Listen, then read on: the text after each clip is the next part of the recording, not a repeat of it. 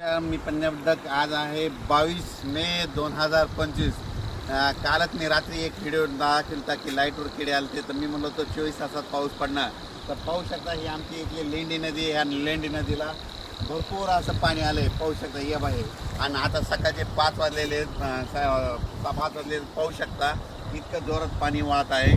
आणि राज्यातल्या या ठिकाणी 22 मेपासून परत राज्यातल्या शेतकऱ्याला सांगू इच्छितो की राज्यामध्ये 30 तारखेपर्यंत असाच ओढे नाले नदी वाहणारा पाऊस पडणार आहे म्हणून हा अंदाज लक्षात येतो. मुंबईला देखील मुसळधार पाऊस पडणार आहे म्हणून मुंबईवाल्यांनी सतर्क राहण्याची गरज आहे. राज्यातल्या सर्व शेतकऱ्याला सांगू इच्छितो की राज्यामध्ये पूर्व विदर्भ, पश्चिम विदर्भ, दक्षिण महाराष्ट्र, उत्तर महाराष्ट्र, कोकणपट्टी, खानदेश, मराठवाडा 22 मेपासून ते 30 मेपर्यंत असा नदी ओढे नदी नाले वाहतील असा पाऊस पडणार आहे म्हणून हा अंदाज लक्षात येतात. माझी सर्व शेतकऱ्याला विनंती की विजा कडकडत असताना झाडाखाली थांबू नका.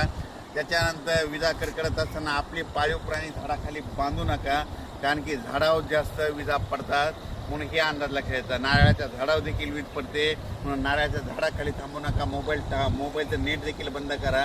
काल देखील 2-3 ठिकाणी मोटरसायकल चालत असताना मोटरसायकल विजा पडलेले 2-3 व्यक्ती महाराष्ट्रातल्या दगावल्यात म्हणून हे देखील लक्षात येतं.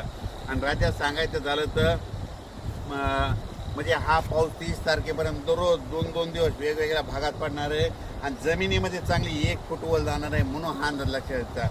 मग सांगायचं झालं तर हा पाऊस सांगायचं झालं तर सर्वात जास्त मुंबईला पडणार आहे, नाशिककडे पडणार आहे, त्याच्यानंतर कोकणात पडणार आहे, कोल्हापूर, सातारा, पुणे खूप पडणार आहे, म्हणजे नगर जिल्ह्यात देखील खूप पडणार आहे. त्याच्यानंतर मुंबईकरांना सतर्क सांगू इच्छितो की तुमच्या मुंबईलाचं जनजीवन असं विस्कळीत होईल असा म्हणजे 27, 28, 29 देखील पाऊस पडणार आहे म्हणून हा अंदाज लक्षात येतात. राज्यातल्या सर्व शेतकऱ्याला सांगू इच्छितो की तुम्ही तुमची स्वतःची काळजी घ्या, आपल्या पाळण्याची काळजी घ्या म्हणून हा अंदाज लक्षात घ्यायचा. राज्यातल्या कालच मी एक व्हिडिओ टाकला होता की मी म्हणलो होतो लाईटवर किडे आल्याच्या नंतर बघा 72 तासात पाऊस येतो का नाही. म्हणजे काल 21 मेला टाकलं, हे बघा 22 मे. तर हे असा निसर्ग संदेश येते. आणि आणखीन एक सगळ्यात महत्त्वाचं सांगतो की 15 मे ते 30 मे दरम्यान ज्या गावात जास्त पाऊस पडला त्या गावात पावसाळ्यात जास्त पाऊस पडतो आणि त्या गावाला झुकत माप राहतं म्हणून हे सगळ्यांनी लक्ष घ्यायचं. हे कोणताच तज्ज्ञ तुम्हाला सांगणार नाही.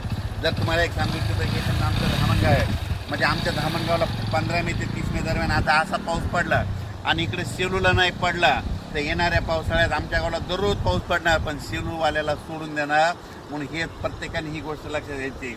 ज्या गावाला जास्त पाऊस पडला तिथं जास्त पाऊस पडतो म्हणून हे लक्षात येतं. राज्यातल्या सर्व शेतकऱ्याला सांगू इच्छितो की लगेच उद्याच्याला एक अंदाज दिला जाईल म्हणून हे लक्षात घ्यायचं.